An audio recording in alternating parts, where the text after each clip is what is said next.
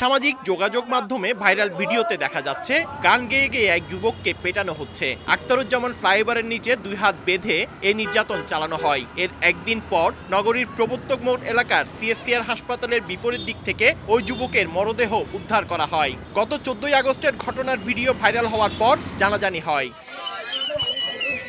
ছেলে শাহাদাতের মারধরের ভিডিও দেখে কান্নায় ভেঙে পড়েন মা দেলোয়ারা বেগম। 13 আগস্ট বিকেলে বন্ধুরা ডেকে নিয়ে যায় শাহাদাতকে। এরপর থেকে তার আর কোনো খোঁজ পাওয়া যায়নি। 14 আগস্ট দুপুরে মরদেহ উদ্ধারের পর মেডিকেলে গিয়ে শনাক্ত করেন পরিবারের সদস্যরা। আমার ছেলে আমার কাছে বলে গেছে আমি ঘরে আছিলাম, তাই এরপর থেকে আর রাত্রে আর আসেনি। আমার ছেলের বিচার চাই আমি। এ ঘটনায় দোষীদের দৃষ্টান্তমূলক শাস্তির দাবি এলাকাবাসী ও স্বজনদের। কথা বলতে পারে না, ওর এই জায়গায় ক্ষত বিক্ষত ফ্যান ফরা আবার নাটা অনেক কুসুম নগাছায় ফানের হবাই 3টা বাজে মারা গিয়ে সৎ পথে কামাই করে ও মা আর বোন নিয়ে খাইতে চাইছিল। এটা মার বিচারটা সুস্থভাবে হওয়া চাই। ছেলেটা ব্যাঙ্গারি চালাইয়া ভাত খাইতো মা বাপ নিয়ে।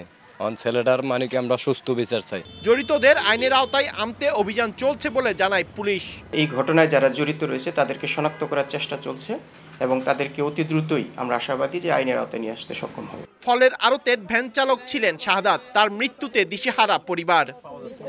পার্থপ্রতিম বিশ্বাস, সময় সংবাদ, চট্টগ্রাম।